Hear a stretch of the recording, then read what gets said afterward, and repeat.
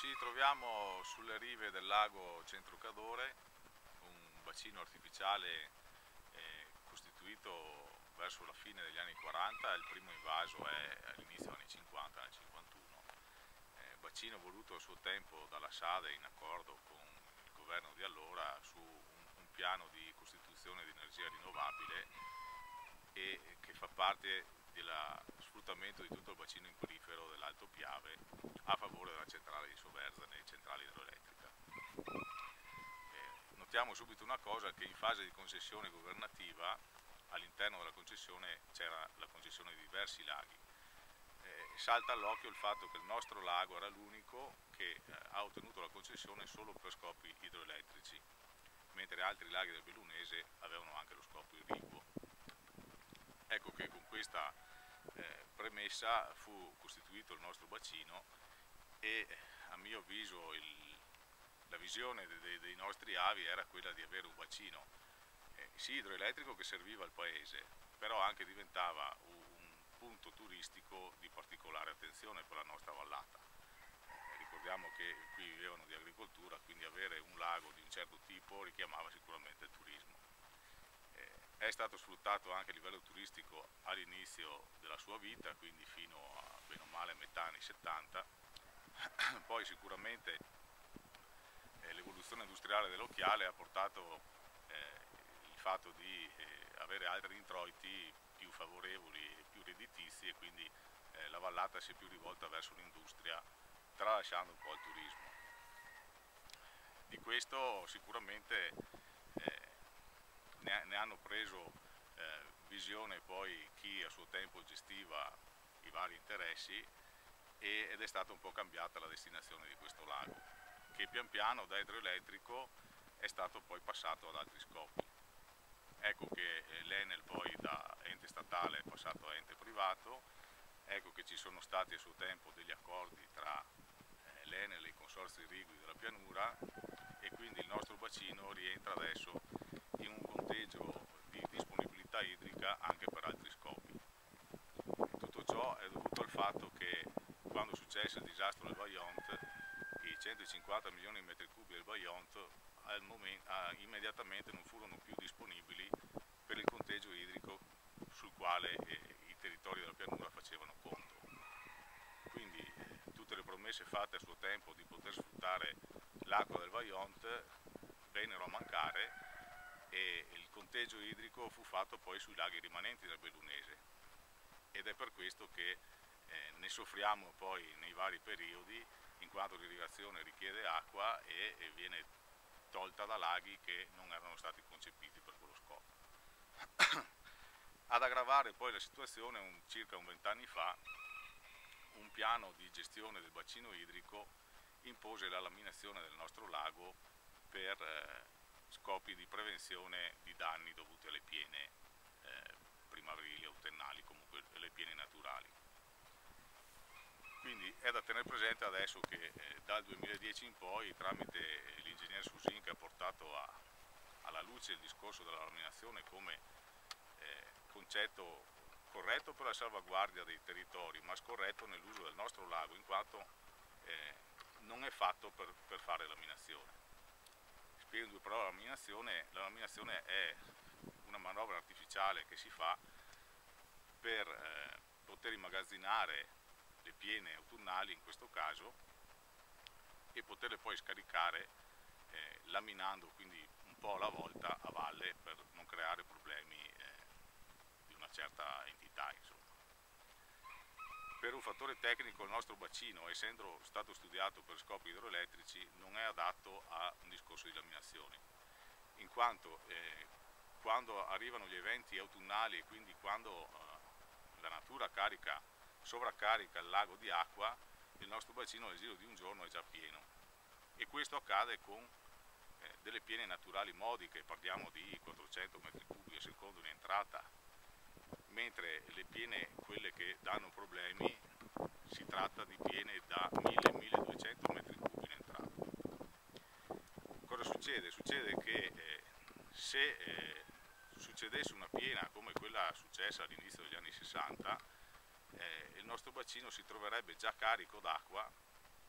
e quindi non sarebbe più in grado di poter laminare nessun quantitativo. Questo perché anche le piene di una certa entità hanno sempre una fase di prepiena che è sempre modesta comunque rispetto ai calcoli fatti, e la fase di prepiena andrebbe immediatamente a riempire il nostro lago. Quindi si capisce che l'operazione di abbassare il lago di 16,5 metri a partire dal 1° di settembre è un'operazione che, oltre naturalmente a devastare il paesaggio, perché ci troviamo poi di fronte a un paesaggio lunare, il lago abbassato di 16,5 metri è un forte impatto, si capisce anche poi tecnicamente che non ha senso farlo, in quanto si esaurisce il potere di questo lago nel giro addirittura di 12-24 ore. Detto questo, ci sono stati degli studi da parte dell'ingegner Susin e accolti dalle nostre amministrazioni e portati avanti come tesi per poter togliere la laminazione del lago. A questi studi poi la Regione,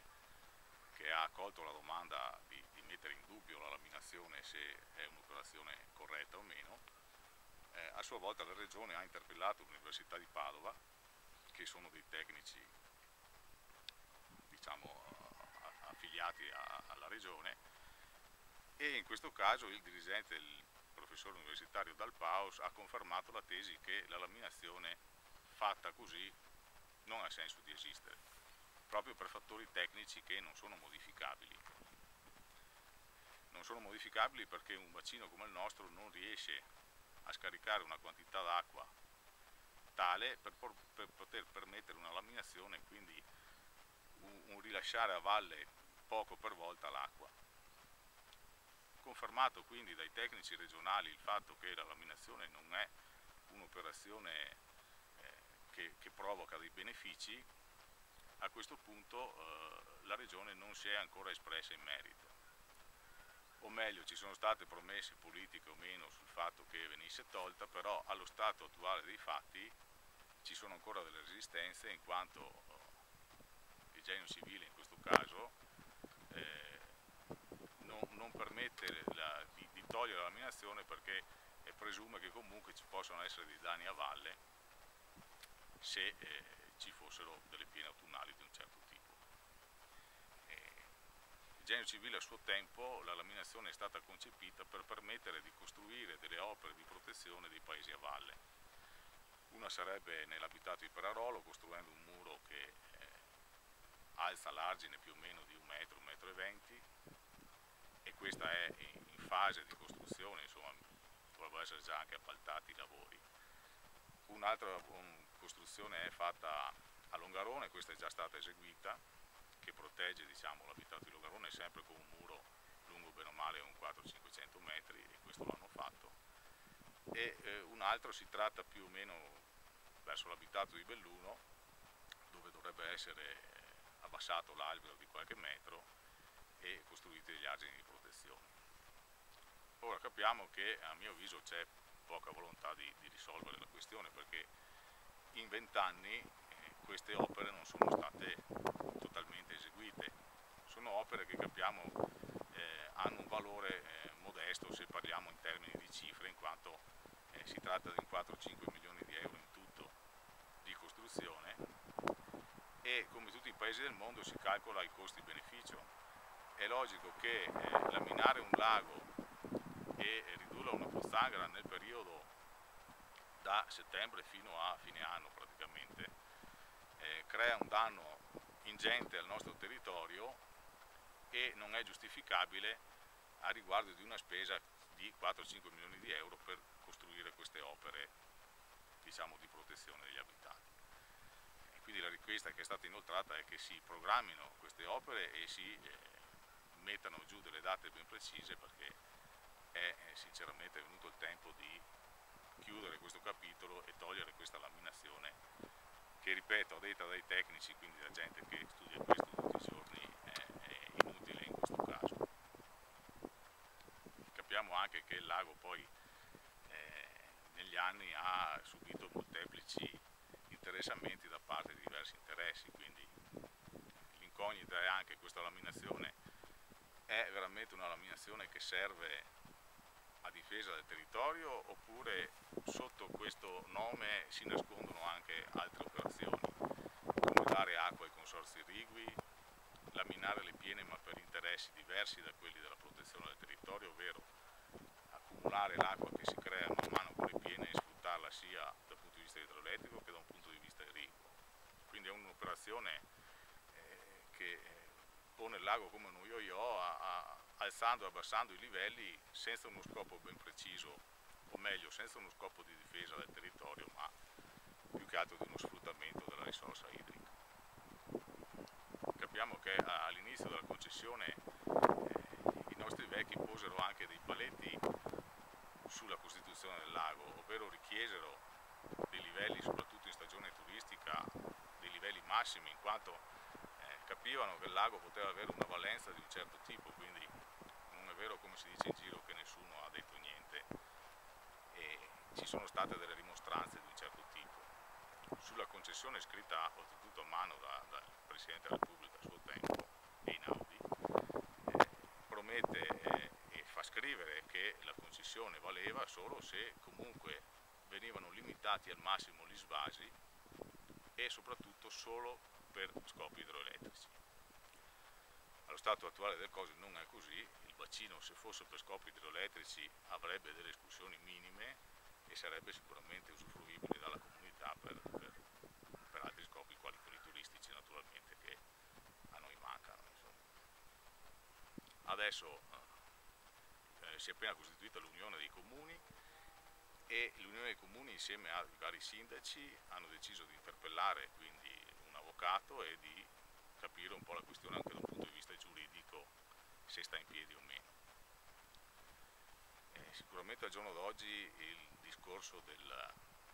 paesaggio e comunque dell'ambiente è molto tenuto conto anche a livello europeo. Quindi l'avvocato fa capire anche che per fare operazioni di un certo tipo c'è bisogno anche di avere il consenso e comunque il parere paesaggistico delle operazioni, perché andiamo a stravolgere un ambiente per delle manovre che a questo punto non avrebbero senso. Quindi un primo punto è quello, chiedere quindi le autorizzazioni paesaggistiche sia all'Enel, che comunque è l'esecutore di ordini superiori, che alla regione stessa che ha imposto la laminazione, perché la laminazione è un'imposizione di legge, non è un'operazione che l'Enel si sogna di fare per conto suo. Detto questo, anche è stato poi pensato e suggerito all'avvocato il fatto di creare un osservatorio sul lago, quindi un luogo dove raccogliere le varie informazioni e dove soprattutto poter attingere ai vari inviti,